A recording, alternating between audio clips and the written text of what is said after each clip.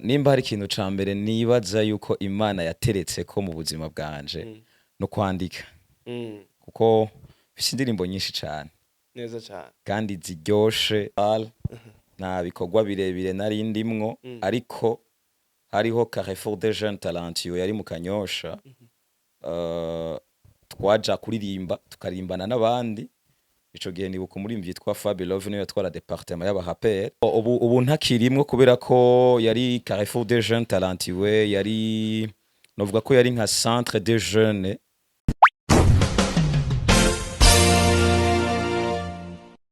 yes bakunzi ba PITV mumeze gute muraho ndi Moses Angelo nkuko twama tubibaha misi yose tubazanira abaririmbyi batandukanye mu mpande zose nkuko mubibona rero imbere yanyu turi kumwe n'umusore ameze neza mabona kakeye uwo nawe ninde mukanya muraza kumva byinshi kuri we asanzwe ari mu artiste wa gospel bite umeze gute uraho ndamahoro ndameze neza ndakubona kabisa uraryohewe n'akanyamuneza kenshi cane gose ego karibu cyane muri PITV murakoze yes kumbure abatakuzi baravuga ati umushitsi wacu turi kumwe mu kino kiganiro cuno munsi kuri Peace International TV ninde okay ku mazina nitwa Ndayiragije Auguste nkaba ndi umukunzi wa Kristo nkaba kandi ndi umuririmbyi w'indirimbo mpimbazamana nkaba nsengera mu ishengero rya New Creation Church mu Nyabugete nkaba nkorera muri ministere yitwa Ijambo ku Gikorwa. Yes bakunzi ba PITV murumva yuko turi kumwe n'umuntu akomeye cyane asanzwe akora ibikorwa byo guteza imbere igikorwa c'Imana biciye mu kuririmba ndetse no mu bindi. Yes Augustin usanzwe uri umuririmbyi ariko abadukurikira baravuga ati uyu muntu nubwo asanzwe aririmba ntaramenyekana ntitumuzi bibaza yuko biva kuki kumenyekana bisaba gukora ego kandi umuntu arashobora kuba atamenyekana ku rwego rw'igihugu mugabo ugasanga ariko aramenyekana ku rwego rw'aho ariko arakorera rero uko umuntu akora cyane niko bamumenya kuvuga yuko mu Nyabugete barakuzi mu Kanyosha mu Nyabugete hari n'abandi batari bake batuzi mugabo urumva ntitwoba ku rugezo rumwe n'abatwitangiye imbere bo bamaze gukora ibikorwa byinshi bitandukanye ego kino gikorwa cyo gutazira Imana biciye mu mwuga niko nobivuga kubishira ku mugaragaro kuri za YouTube wabitangwe ryari okay indirimbo ya mbere nashitse ku mugaragaro mu bihumbi 2020 ni vuba cyane niho watangwe kuririmba canke n'ibintu byakujemwo kuva kera yoba yari impano yawe siho natanguye kuririmba ahubwo indirimbo nari nsanzwe nanazifise nyinshi mugabo akaryo ko kuzishira kuri YouTube nikari bwagaragare mugabo zimwe mu ndirimbo mfise zatanguye kumenyekana zitarajana kuri YouTube nk'indirimbo yitwa Calvary ni indirimbo abantu benshi mbere bibaza ko ari indirimbo yo mu gitabo kuko ni indirimbo yagiye kumenyekana yaramazwe gukoreshwa cyane mu ma eglise atandukanye ahanye muri gisagara ca Bujumbura ego kugira abantu bashobore kuyikoresha byo bavyavuye he ama réseaux sociaux ataraza canke ataragwira indirimbo zaramenyekana mu buryo nk'akarero nka ba Pornel indirimbo zabo twarazimenya ama réseaux sociaux ataraza ku maradiyo ariko ego twarazumva ku maradiyo ariko kandi hari n'abazikura mu migwi ugasanga bayikuye nko muri Shemeza canke bayikuye ahantu aragiye kuyigisha yamuhezagiye yagiye muri louange akumva indirimbo iramuhezagiye hama akacakura haza kuyigisha mu yindi shengero canke mu wundi mugwi niyo ndirimbo nuko yamenyekanye hari abayumva two turaririmba kuri eglise ikabaryohera hama kubera ko haba hari imigendanye yo kugendanira mu malouange ukacusanga hari umuntu hezagiye nawe agiye kuyigisha mu rushengero muri eglise wiwe canke ahandi hantu hatandukanye nuko iyo ndirimbo yamenyekanye kandi n'igihe ndayisohora abantu bose baratangiye ko ntibari bazi ko bari bazi ko ari indirimbo isanzwe ihari ntibari bazi ko itari bwasohoke ego kumbure rero tugarutse mu mateka wewe kumva yuko wogira impano yo kuririmba hari ryari byagenze gutewa canke wavukiye mu muryango kijijwe tubwire mu ncamake sinavukiye mu muryango kijijwe ariko navukiye mu muryango usenga abantu bashobora kuba basenga kubera ko abarundi bose iyo bumvise gusenga yumva nyene atagiye gusenga dimanche yumva umengo aramenje niko twakuze ariko abaja gusenga bose si bose baba barakira Yesu Kristo mwami n'umukiza mu buzima bwabo arico twita gukizwa. Rero iyo umuntu arashobora kuba asenga mugabo adakijijwe, rero navukiye mu muryango basenga mugabo haragera igihe turafata ingingo yo gukwirikira Yesu nk'umwami n'umukiza mu buzima bwacu. Ryari riheshegero Dimwe bari abakatolika mugabo barasenga. Hama mu nyuma igihe kigeze turitaba umuhamagaro, Imana yaraduhamagaye turitaba umuhamagaro, kubera gukizwa n'umuhamagaro ni Imana iguhamagarira mu gikorwa kanaka. Ariko Imana ikorera mu bantu, uwo muhamagaro washiye kuri ndi kugira ngo mubashe je numvise ubutumwa ku radio n'uwabuvuze nta n'uwo nibuka, ari radio Voix d'Espoir narakunda kurikirana ikiganiro kiba saa 4 niho numvise ubutumwa, hama mpitamo gufata ingingo yo kwizera Yesu Kristo. Wibuka umwaka hari 2010 ndavyibuka, hari 2010 amatariki. Aho rero urumvise ku radio ubutumwa buragukoze ko bica bigenda gute rero? Mvuga butumwa yarigishije, haje kwigisha arabaza abantu bafashe ingingo bumva ko bokwakira Yesu Kristo umwana mukiza mu buzima bwabo, hama arasaba yuko bosengera hamwe. Ico gihe narabikoze kandi vyarankoreye cyane. Biri mu bintu vyamagurukije cyane kuko vyari impacts ubuzima bwanje burahinduka mu mwanya mutoyi cyane. Rero maze gukizwa niho nagiye kumenya yuko hariho itaranto nyinshi Imana yateretse muri jewe. Warakijijwe cyo winjira muri heshengero? Ishengero mpejeje kwakira umwami Yesu, ishengero ryamfashije cyane, ryanandeze kandi ndanashima kubw'ivyo, ni Eglise Fabe Kanyosha. Iyo Eglise naciye nkuriramwo. Ngaho gezemwo urabonye yuko impano yawe yo kuririmba ariyo canke ukiri mu katolika wararirimba? Kuko nabo nyene bararirimba. Nta bikorwa birebire nari ndimwo, ariko hariho Carrefour des Jeunes Talentueux yari mu Kanyosha. Twaja kuririmba tukarimbana n'abandi. Ico gihe nibuka umuririmbyi yitwa Fabe niwe yatwara departement y'abaraperi. Ubu ntakirimwo kubera ko yari Carrefour des Jeunes Talentueux, yari novuga ko yari nka centre des jeunes yo muri commune. Ico gihe yari kiri commune Kanyosha, ubu ni zone Kanyosha, ko vyagiye muri Moha. Hama vyarasambutse ko harimo utuntu twinshi, hariho abakina amaferme, hari abavuza ingoma, hariho abatamba, hari abagira R&B, hari abagira n'amahape. Ico gihe kubera ko umuntu yari ko ararondera kwitora, ico gihe je nashikiye mu mahape mugabo naho nyene ndavamwo nja muri R&B. Rero umva vyagiye gutubirana, umwami yagiye kundondera muri ivyo bihe ndiko ndagerageza kurondera ingabire iri muri jewe. Rero maze kwakira umwami Yesu, hariho Eglise iri hafi ariyo Fabe, naciye murayo n'abantu baca baramfasha. Bamaze kumfasha sanga vy'ukuri hariho ikintu kiri muri je. Hari ni benshi bazi kuririmba ariko badashoboye no kwandika. Wewe byose urabishoboye? Nimba hari ikintu ca mbere nibaza yuko Imana yateretse ko mu buzima bwanje no kwandika.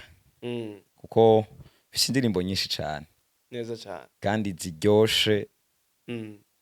Zimwe nisaraja kuri YouTube ukuntu nkora ziba zirimbwa muri Eglise imbere yuko indirimbo yanje ija no kuri YouTube. Eglise baba bazizi cyane. Rero wiyumvire kuzishira kuri YouTube, naho ico cyumviro caje gute? Ubona ko hari hace n'imyaka myinshi ukaba ubitanguye vuba. Intambamye zatumye utabishira kuri YouTube byavuye kuki? Intambamye ya mbere haba hariho uburyo, iyo ibiri mu ntambamye no kurindira igiheco, kuko urashobora gukora ibintu ugasanga urihuse ubikoze mu gihe kitarico. Hama ikindi naco mu catumye ndazishira kuri YouTube nuko ishengero dukoreramwo riba ririmwo abantu mugabo abantu abari baki. Tukaba twifuza ko zino ndirimbo umwami aduha ntaziduha ku bwacu, aziduha ku bw'abandi. Rero kuzishira kuri YouTube no kugira ngo zishikire benshi bashoboka, kugira ngo vy'ukuri imitima yabo ifashwe, kubera ko jewe ndi umwanditsi w'indirimbo mpimbaza Mana mu buryo bwo kuvuga ukwera n'ubukuru n'ubwizigirwa bwayo n'igikorwa Yesu Kristo yakoze ku musaraba. Kubera ko ndafise domaine nandikamwe, kubera ko abanditsi bose ntitwandika muri domaine zimwe. Je ndandika cyane kubijanye no guhimbaza no gutazira Imana. Abenshi bisungana Bibiliya, igitabo ca Zaburi. Kandi Zaburi ngo ni y'amashimwe. Niyo wisunga? Iyo umuntu ariko arandika, uburyo je nandika indirimbo ni inspiration inzako. Mba ndiko ndasenga, mba ndiko muri Eglise umuntu ariko arigisha, canke tuba turi mu mwanya wawo guhimbaza no gutazira. Aho ndakira ihishurirwa rifatanye n'ico mba mbonye, canke mba numvise muri jewe aho ndashobora kwakira sindi wa mwanditsi asoma hama akaca yandika, ndi wa mwanditsi aba inspiré, amaze kuba inspiré icaronse akaca asanga kirafatanye na Bibiliya nico Bibiliya ivuga, kubera Bibiliya ni nini si zaburi gusa, kuko Bibiliya iravuga ibintu byinshi bitandukanye. Ego uyu munsi rero kuri YouTube ufise indirimbo zingahe ziri mu masanamu n'izindi zitaraja habona zingana gute? Kuri YouTube yanje hariko indirimbo zibiri, hari yitwa Ikaruvari niyo natanguye gushira kuri YouTube, hariho n'iyindi yitwa Ashizwe hejuru. Ikaruvari ivuga ukuntu Yesu yapfuye akazuka, Ikaruvari yarabirangije kuko ugupfa no kuzuka kwa Yesu Kristo niyo siguro y'ubuzima ru Kristo dufise. Ubundi iyo Yesu apfa hama ntazuke, aba Kristo ntitwari kubaho, ariko ko Yesu yapfuye akazuka niyo siguro y'ubuzima ru Kristo. Hama inyuma yo gupfa akazuka birivuga ngo yaciye ahabwa izina riruta yandi mazina yose, cyo bituma naciye nkurikiza indirimbo ivuga ngo ashizwe hejuru. Hama hakabaho n'izindi session zo guhimbaza, ko navyo turakora amasession yo guhimbaza, usanga amara nk'iminota 20-15. Muri ayo masession nayo dukora ari kuri YouTube, harimo indirimbo z'abandi ariko harimo n'indirimbo z'iwacu dukoresha. Ugasanga turafata iminota ishika nka 20 tukagira ama live yo guhimbaza no gutazira, biba biriko biraberaho ikibiriraho. Rero abantu bifuza kuja kubiraba kuri YouTube yanje ni Augustin Ndayiragice. Ugiyeho uraza kubona izi ndirimbo ziri mu buryo bw'amasanamu, hama nizo ndirimbo ziri mu nizo zindi session ziri mu buryo bwo guhimbaza no gutazira. Ego kuri iyo ndirimbo ashizwe hejuru iri kuri YouTube turabona amasanamu menga mu kibanza kimwe n'abantu muri kumwe. Mbega tubwire, bajya abantu muri kumwe n'umugwi wawe urongoye nabukora ku ruhande, kuki mukorera mu kibanza kimwe mudafata amasanamu ngo moya cange? Murabona iyo turi muri bino bikorwa vy'umwami byo guhimbaza no gutazira, burya amasanamu nibaza yuko bayakora bivanye n'indirimbo ukuntu ibimeze. Rero zijya abari indirimbo zo guhimbaza no gutazira, akenshi sinzi kumaze kubibona ziraza koroha iyo ama image bayafatiye, kuko tugerageza gukora nkuko umengo twari live. Nico tuba dushaka. Rero impamvu yo gukora mu kibanza kimwe kugira ntitubuje nuko abari indirimbo zo kuramya zo guhimbaza no gutazira. Niyo mpamvu dukorera mu kibanza kimwe, ubundi ho tuba twiyunguruza, ariko kubera ko abari indirimbo ziba zakozwe mu buryo bwa live, nico gituma dukorera mu kibanza kimwe. Bajya nabo rero muri kumwe n'umugwi wawe? Bajya turi kumwe, mfise abakunzi benshi, harimwe abo twareze, harimwe dukora n'ibikorwa vy'Imana, hakabarimwe n'abakunzi kuko murajya amasanamu harimwe abapastori, murajya amasanamu harimwe abakozi b'Imana bo mu yandi mashengero atandukanye, hakabarimwe n'abandi twareze baba bari murajya amasanamu. Ego n'abamizisiye bose, amise twakuranye twarukanye dukundana cane, hariho nka couple yitwa Tumaswell Music Band y'abamizisiye dukorana cane, nabo twarukanye turakundana. Igihe cyose ibikorwa nka bijya bigeze bategerezwa kuza kuhaba kugira ngo tubane muri ivyo bikorwa, ni nabo dukorana cane umwanya munini. Ayo masession yo guhimbaza no gutazira no muri studio umwanya munini bo tuba turi kumwe, kubera ko indirimbo zanje bazimenya nuko ziba zitaraja muri studio, nibo bazivuza, nibo bazikorera umuziki, nibo bazitunganya mu bikenerwa vyose kugira ngo zize gushikira abantu vy'ukuri zuzuye mu mpande zose, mu buryo bw'impwemu no mu buryo bw'ubuhinga. Basokuru bati nta mwonga utabura isato, wewe nta ntambamye muhora nazo? Intambamye turahura nazo, kuko sinovuga ngo nta muntu adahura n'intambamye. Burya anye umuntu wese ku rugezo gose agezeko arahura n'intambamye. Naba anye badukurira bari hejuru yacu babimazemwo imyaka irenga 70, nabo nyene barahura n'intambamye. Rero ntitwareka kuvuga yuko intambamye zitahaba, mugabo igikuru nuko izo ntambamye uko duhura nazo umwami agenda ducira inzira, kuko niwe yaduhamagagira ngo tumukorere muri rino bango ryo guhimbaza no gutazira. Abandi baririmbyi baragera abantu babashigikira nka management. Wewe management yawe ni yihe canke management yawe ni juru? Kugeza uno munsi tuvugana management yanje no kuri n'ubwami bw'Imana ni juru. Nta yindi wifuza? Imana byose nibikora. Kandi nizera ko bari mu nzira, kuko ibikorwa dukora birashika kure bigahezagira abantu. Rero abantu biba vyahezagiye, Imana irabakora ku mutima. Iyo ugiye gukora ikintu ukumva umuntu aragutelefone canke urategura ikintu ukumva arakubwiye ati nzoshiramwo ukuboko. Nk'ubu nk'akaroro aya masanamu y'indirimbo zanje zose, ndashimira uwitwa Ntsinzi Bienvenue no mu director afise ico bita Ntsinzi Brand.